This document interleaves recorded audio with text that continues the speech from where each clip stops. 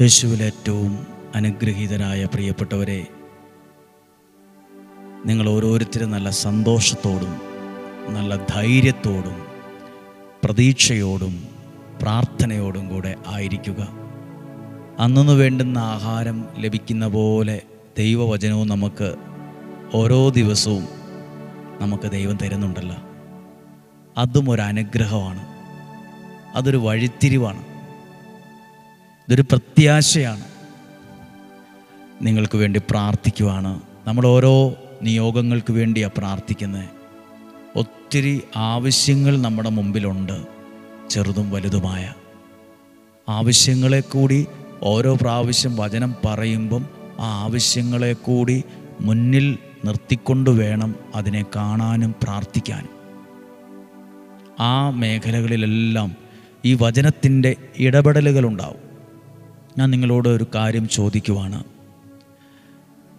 നിങ്ങളുടെ ഭവനത്തിൽ ആരെങ്കിലും ഈ പ്രാർത്ഥനയെ എതിർക്കുന്നവർ വല്ലവരും ആണോ? ഈ വചനത്തെ ഇങ്ങനെ കേൾക്കുന്നതിനെ നിങ്ങളുടെ ഭവനത്തിൽ ആരെങ്കിലും എതിർക്കുന്നുണ്ടോ? നിങ്ങളുടെ ബന്ധുക്കളോ പ്രിയപ്പെട്ടവരോ ആരെങ്കിലും സുഹൃത്തുക്കളോ ആരെങ്കിലും പറഞ്ഞോ, ദയവ് ചെയ്ത് ഞങ്ങളുടെ ഫോണിലേക്ക് ഇത് അയക്കരുത്, ഞങ്ങൾക്കിത് ഇഷ്ടമല്ല, എനിക്കിത് വിശ്വാസമില്ല, ഈ പുള്ളി പറയുന്നത് കേൾക്കാൻ ഞങ്ങൾക്ക് താല്പര്യമില്ല? നിങ്ങളുടെ വീട്ടിലോ നിങ്ങളുടെ പ്രിയപ്പെട്ടവരോ ആരെങ്കിലും ഉണ്ടോ?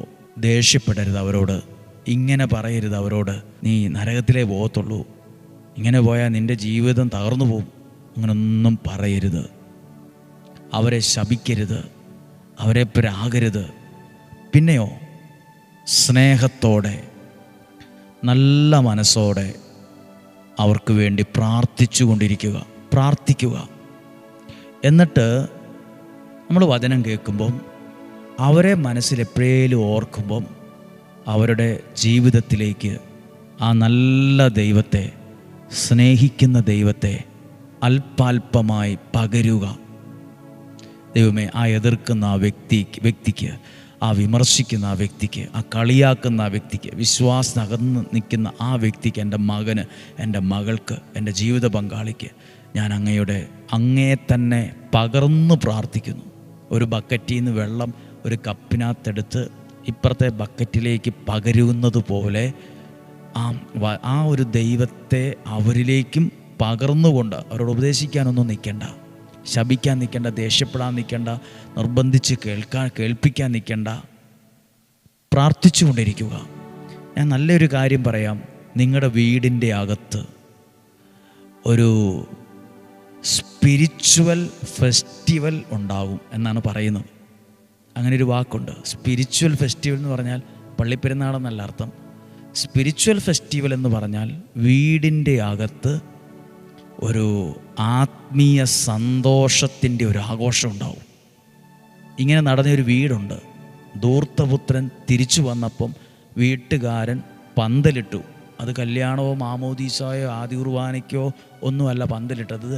ഒരു മനുഷ്യൻ, ആ മകൻ ദൈവത്തെ അറിഞ്ഞ് അല്ലെങ്കിൽ തിരിച്ചറിഞ്ഞ് തിരിച്ചു വന്നതിൻ്റെ ഒരു സ്പിരിച്വൽ ഫെസ്റ്റിവലാണ്, ഒരാഘോഷം അവിടെ നടന്നു.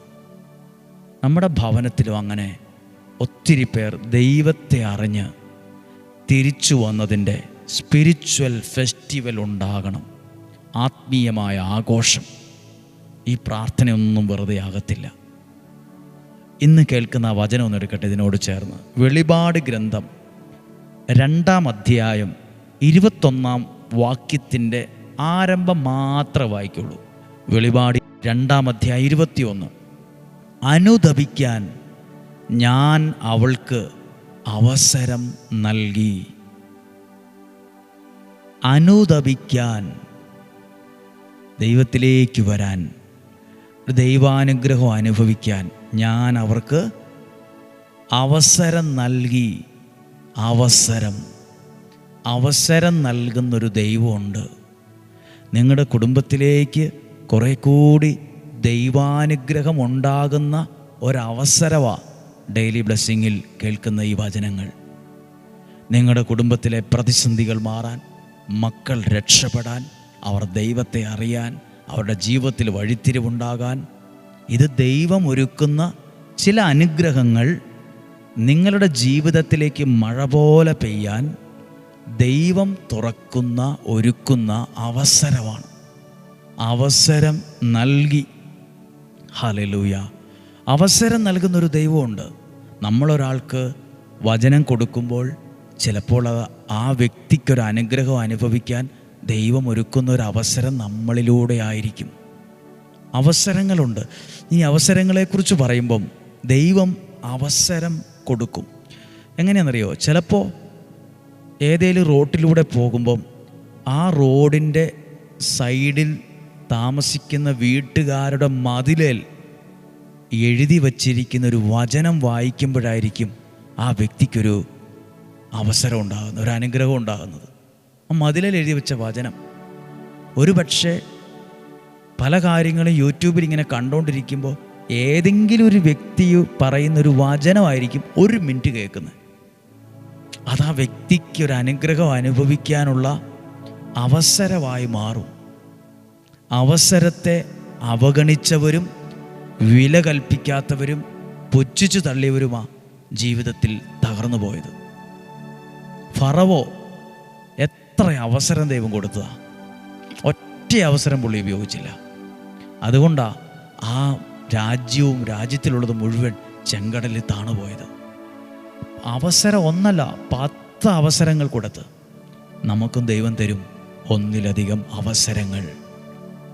മാനസാന്തരപ്പെടാൻ മാത്രമല്ല, നല്ലപോലെ ചില അനുഗ്രഹം അനുഭവിക്കാൻ, ദൈവത്തിലേക്ക് വരാൻ, ദൈവത്തോടടുക്കാൻ അവസരങ്ങൾ തരും.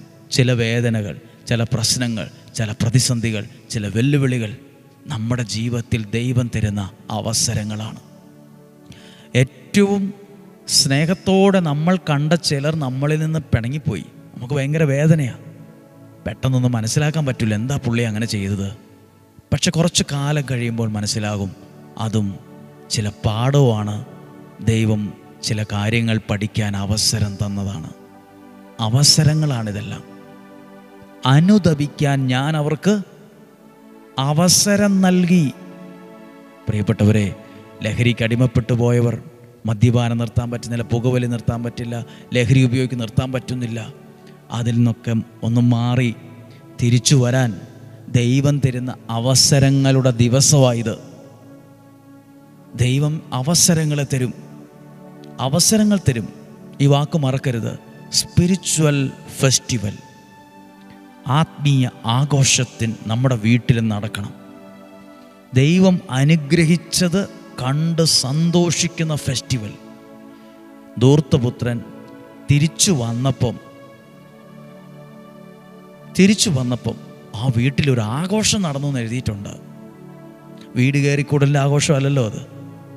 കൊച്ചിൻ്റെ കല്യാണത്തിന് വേണ്ടി പന്തലിട്ടതല്ലല്ലോ. ആ കൊച്ചിൻ്റെ വീട്ടിൽ ഒരു ആഘോഷം വന്നപ്പം, ഒരു കാര്യം വന്നപ്പം പന്തലിട്ടതല്ല. അപ്പനിലേക്ക് തിരിച്ചു വന്നതിൻ്റെ ആഘോഷമാണ്. സഹോദരൻ ചോദിച്ചു, എന്താ വീട്ടിലെന്താ ആഘോഷം? ഭയങ്കര സന്തോഷത്തിൻ്റെ ഒച്ച കേൾക്കാമല്ലോ, എന്തു പറ്റി? എൻ്റെ മകൻ മൃതനായിരുന്നു, അവൻ തിരിച്ചു വന്നിരിക്കുന്നു, അവൻ ജീവിക്കുന്നു. Spiritual festival. ചിലരൊക്കെ നമ്മളിലൂടെ, ദൈവവചനം കേട്ടതിലൂടെ, പ്രാർത്ഥനയിലൂടെ ദൈവത്തിലേക്ക് തിരിച്ചു വന്നതിൻ്റെ ആഘോഷങ്ങൾ നമ്മുടെ എല്ലാ വീടുകളിലും ഉണ്ടാകട്ടെ. നമ്മുടെ എല്ലാ വീടുകളിലും ഒരു സ്പിരിച്വൽ ഫെസ്റ്റിവൽ ഉണ്ടാകട്ടെ, ഒരാത്മീയ ആഘോഷം. എൻ്റെ ഇന്നയാൾ ഇങ്ങനെ ആയിരുന്നു, എൻ്റെ മകൻ ഇങ്ങനെ ആയിരുന്നു, എൻ്റെ മകൾ ഇങ്ങനെ ആയിരുന്നു, എൻ്റെ ജീവിത പങ്കാളി ഇങ്ങനെ ആയിരുന്നു, പക്ഷേ ഇന്നൊത്തിരി മാറി കേട്ടോ. അതാ സ്പിരിച്വൽ ഫെസ്റ്റിവൽ, ആത്മീയ ആഘോഷം, തിരിച്ചു വന്നതിൻ്റെ ആഘോഷം. ആരെയും ധൂർത്തപുത്രൻ ആ വീട്ടിൽ നിന്ന് പോയപ്പോൾ ആ അപ്പൻ ശപിച്ചോ പ്രാഗിയോ ഒന്നും ചെയ്തില്ല. നീ ശരിയാകത്തില്ല, നീ നശിച്ചു പോകത്തേ ഉള്ളൂ, എല്ലാം തീർന്നു പോകത്തേ ഉള്ളൂ, നീ അവസാനം എങ്ങനെ ആയിരിക്കും നോക്കിക്കോ, എഴുതി വെച്ചോ ഒന്നും പറഞ്ഞില്ല. നമ്മുടെ വീട്ടിൽ ആരെങ്കിലുമൊക്കെ ദൈവത്തിൽ നകന്നാണെങ്കിൽ നരകത്തിൽ പോവും, നീ നശിച്ചു പോകത്തേ ഉള്ളൂ, നീ ഇങ്ങനെ പോയാൽ അവിടെ കറങ്ങി നടക്കും ഒന്നും പറയണ്ട. സ്നേഹത്തോടെ അവരിലേക്ക് ദൈവത്തെ പറ്റും പോലെ വിശ്വാസത്തിൽ പകർന്ന് പ്രാർത്ഥിച്ചു കൊണ്ടേയിരിക്കുക. അവർ എത്ര എത്ര എത്ര എത്ര അകന്നാണേലും അവർ സ്റ്റെപ്പ് വെച്ച് അടുത്തടുത്ത് വരും. അത് നിങ്ങൾ കാണും. തിരിച്ചു വരുന്നത്, നഷ്ടപ്പെട്ടത് തിരിച്ചു വരുന്നത് അപ്പൻ കണ്ടു. നഷ്ടപ്പെട്ടു പോയ തൻ്റെ മകൻ ആരും ഉപദേശിക്കാതെ, ആരുടെ അടിയോ ആരുടെയോ നിർബന്ധമോ ആരും ചെവിക്ക് പിടിച്ച് കിഴിക്കുകയോ ഒന്നുമല്ല കൊണ്ട് തന്നെ തിരിച്ചു വരുന്നത് കണ്ടു. നിങ്ങളും ഉണ്ടല്ലോ ഒരിക്കൽ നഷ്ടപ്പെട്ടു എന്ന് തോന്നിയത്, അത് സന്തോഷത്തോടെ തിരിച്ച് നടന്നെടുക്കുന്നത് നിങ്ങൾ കാണും. ആ ഒരു കാഴ്ച തന്നെ ഒരു സ്പിരിച്വൽ ഫെസ്റ്റിവലാണ്. ആ ഒരു ആഘോഷം നിങ്ങളുടെ ജീവിതത്തിനകത്ത് നടക്കും. ധൂർത്തപുത്രൻ്റെ ആ വീട്ടിലൊരു പന്തലൊരുക്കി, കാളയെ കൊന്നു, മൃഗത്തെ കൊന്നു, ഭക്ഷണം ഒരുക്കി എന്ന് പറഞ്ഞ പോലെ ജീവിതത്തിനകത്ത് ഒരാഘോഷം ഉണ്ടാകണം. ദൈവം അനുഗ്രഹിച്ചതിൻ്റെ, ധൂർത്തപുത്രൻ്റെ പിതാവ് കണ്ടു, ദൂരെ വച്ച് തന്നെ കണ്ടു തൻ്റെ മകൻ തിരിച്ചു വരുന്നത്. ചില അവസരങ്ങളാണ് ധൂർത്തപുത്രൻ അവൻ്റെ ജീവിതത്തിലുണ്ടായ ചില പ്രതിസന്ധികൾ, ചില ദാരിദ്ര്യം, ചില ഒറ്റപ്പെടൽ അവൻ തിരിച്ചു നടക്കാനുള്ള അവസരമായത് മാറി. ഇന്നത്തെ പ്രശ്നങ്ങളോ പ്രതിസന്ധികളോ നഷ്ടമൊക്കെ ചിലപ്പോൾ ദൈവത്തിലേക്ക് കുറച്ചുകൂടി അടുക്കാനുള്ള അവസരമാണെങ്കിലോ, മാറി വരാനുള്ള അവസരമാണെങ്കിലോ, അവസരങ്ങൾ എപ്പോഴും ഉണ്ടാകണമെന്നില്ല. ഈ വചനവും ഈ കേൾവിയും ഈ പ്രാർത്ഥനയും ഒരവസരമായിരിക്കും. ദൈവം അനുഗ്രഹിക്കട്ടെ എന്ന് പ്രത്യേകം പ്രാർത്ഥിച്ച് നമ്മൾ ഈ ഈശോയുടെ ആശീർവാദം സ്വീകരിക്കുവാണ്. ഒരു കാര്യം അറിയിക്കട്ടെ, ഈ മാസം, ഈ ആഴ്ച, ഈ വരുന്ന ശനി ഞായർ തിങ്കൾ 25, 26, 27 ശനി ഞായർ തിങ്കൾ വൈകുന്നേരം 5 മണി മുതൽ ബാംഗ്ലൂർ RRC ധ്യാന കേന്ദ്രത്തിൽ 3 ദിവസത്തെ നിയോഗ പ്രാർത്ഥന ബൈബിൾ കൺവെൻഷനാണ്. നിങ്ങളുടെ ശിരസിൽ കരങ്ങൾ വെച്ച് പ്രാർത്ഥിക്കുന്ന, 3 ദിവസം വചനം കേട്ട് ദൈവത്തെ ആരാധിക്കുന്ന ദിവസങ്ങളാണ്. സാധ്യമാണെങ്കിൽ, ഒക്കുന്നെങ്കിൽ ഒരുമിച്ച് വരിക, ഒരുമിച്ച് പ്രാർത്ഥിക്കുക. നിങ്ങളുടെ പ്രിയപ്പെട്ടവരൊക്കെ ബാംഗ്ലൂരൊക്കെ കാണും. പിള്ളേർ പഠിക്കാൻ പോയവർ കാണും, നഴ്സിംഗ് പഠിക്കാൻ പോയവരുണ്ട്, ജോലി ചെയ്യുന്നവരുണ്ട്, സെറ്റിൽഡായവരുണ്ട്. ഒന്ന് അറിയിക്കുക. അവർക്ക് അവരുടെ സാഹചര്യം പോലെ വരട്ടെ. പ്രാർത്ഥിക്കാം.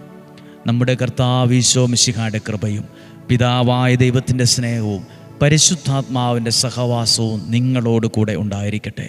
നിങ്ങളുടെ ഭവനത്തിലുണ്ടായിരിക്കട്ടെ. യാത്രകളിൽ, തീരുമാനങ്ങളിൽ, ഇടപാടുകളിലെല്ലാം ഉണ്ടായിരിക്കട്ടെ. ഇന്നും ജീവിക്കുന്ന ദൈവത്തിൽ ഏൽപ്പിച്ച് പ്രാർത്ഥിക്കുന്നു. ദീർഘായുസ്സും ആരോഗ്യവും സന്തോഷവും സമാധാനവും നിലനിൽക്കുന്ന ഐശ്വര്യവും ഉണ്ടാകട്ടെ. ഒന്നിനും ഒരു കുറവുണ്ടാകാത്ത വിധത്തിൽ ദൈവമേ അവരെ നയിക്കണേ. ആരുടെ മുമ്പിലും കൈനീട്ടി ചെല്ലുന്നൊരവസ്ഥ ഉണ്ടാകരുത്. ദൈവം സമർത്ഥമായിട്ട് ഇവരെ അനുഗ്രഹിക്കട്ടെ. ദോഷമൊന്നും വരികയില്ല. ദൈവം തരുന്ന മഹാഭാഗ്യം കണ്ണുകൊണ്ട് കാണാനും മനസ്സുകൊണ്ട് മനസ്സിലാക്കാനും ശരീരത്തിൽ അത് അനുഭവിക്കാനും ഭാഗ്യം തരും. ദൈവം അനുഗ്രഹിക്കട്ടെ എന്ന് പ്രാർത്ഥിക്കുന്നു. നിന്നും ജീവിക്കുന്ന യേശുവിൻ നാമത്തിൽ നിങ്ങളെ അനുഗ്രഹിച്ച് പ്രാർത്ഥിക്കുന്നു, ഇപ്പോഴും എപ്പോഴും എന്നേക്കും. ആമേൻ. സന്തോഷമായിട്ടിരിക്കാം. ഒരു കാര്യം അറിയിക്കുകയാണ്, നമ്മുടെ ഈ ആലയത്തിലെ പ്രാർത്ഥനകൾ ഒത്തിരി സന്തോഷമായും അനുഗ്രഹത്തോടും പോകുന്നുണ്ട്. അതോടൊരു കാര്യം അറിയിക്കുന്നത്, വ്യാഴാഴ്ച ദിവസം ഇവിടെ വന്ന് കൗൺസിലിങ്ങും പ്രാർത്ഥനയിൽ നൊവേനയിലൊക്കെ പങ്കെടുത്ത് പ്രാർത്ഥിച്ച് ഒരു ദിവസം ഇവിടെ താമസിച്ച് പിറ്റേ ദിവസത്തെ പ്രാർത്ഥനയും കൂടിയാണ് പോകാൻ ആഗ്രഹിക്കുന്നതെങ്കിൽ, വ്യാഴാഴ്ച വരാനാണ് ഉദ്ദേശിക്കുന്നതെങ്കിൽ ധ്യാനകേന്ദ്രത്തിലെ താഴെയുള്ള നമ്പറിൽ വിളിച്ച് ബുക്ക് ചെയ്തവർക്ക് മാത്രമേ ഇവിടെ താമസ സൗകര്യം ഉണ്ടായിരിക്കുകയുള്ളൂ. മറ്റ് കൂട്ടമായി ബസ്സിന് വരുന്നവർക്കോ ഒന്നും അങ്ങനെ ബുക്ക് ചെയ്യാതെ വരുന്നവർക്ക് ഇവിടെ താമസ സൗകര്യം ഉണ്ടായിരിക്കുകയില്ല. ഞാനിത് പറയുന്നത് നിങ്ങൾ വരുന്നതിലുള്ള ദുഃഖം കൊണ്ടല്ല, ഇവിടുത്തെ ചുരുങ്ങിയ സാഹചര്യത്തിൻ്റെ അടിസ്ഥാനത്തിലാണ് ഇത് പറയുന്നത്. എന്നാൽ വെള്ളിയാഴ്ച ദിവസം രാവിലെ തുടങ്ങിയുള്ള ശുശ്രൂഷകളിൽ സത്യം പറഞ്ഞാൽ വെളുപ്പിന് 5 മണി മുതൽ പ്രാർത്ഥനകൾ ആരംഭിക്കുന്ന സ്ഥലമാണിത്. വെളുപ്പിന് പ്രഭാതത്തിൽ. അപ്പോൾ ആ വെള്ളിയാഴ്ചത്തെ പ്രാർത്ഥനകൾക്ക് ഇവിടെ വന്ന് ആർക്ക് വേണമെങ്കിലും പങ്കെടുക്കാം, പ്രാർത്ഥിക്കാം. ഇതാരും തെറ്റായിട്ട് എടുക്കല്. ഇവിടുത്തെ ചുരുങ്ങിയ സാഹചര്യം കൊണ്ടും വരുന്നവർ ഏറ്റവും നന്നായി പ്രാർത്ഥിച്ച് അനുഗ്രഹത്തോടെ പോകാൻ നമ്മൾ ചെയ്യേണ്ട ഒരു പ്രധാനപ്പെട്ട കാര്യമായതുകൊണ്ടുമാണ് സ്നേഹത്തോടെ ഇതറിയിക്കുന്നത്. നന്നായി നിങ്ങളത് മനസ്സിലാക്കും എന്ന് കരുതുന്നു. ദൈവം നിങ്ങളെ അനുഗ്രഹിക്കട്ടെ. നാളെയും 5:30 ഒരുമിച്ച് വചനം കേൾക്കണം, പ്രാർത്ഥിക്കണം. ഒരുമിച്ച് കാണുന്നത് വരെ സ്വർഗത്തിലെ ദൈവം എന്നെ നിങ്ങളെയും സൂക്ഷിക്കട്ടെ. ആമേൻ.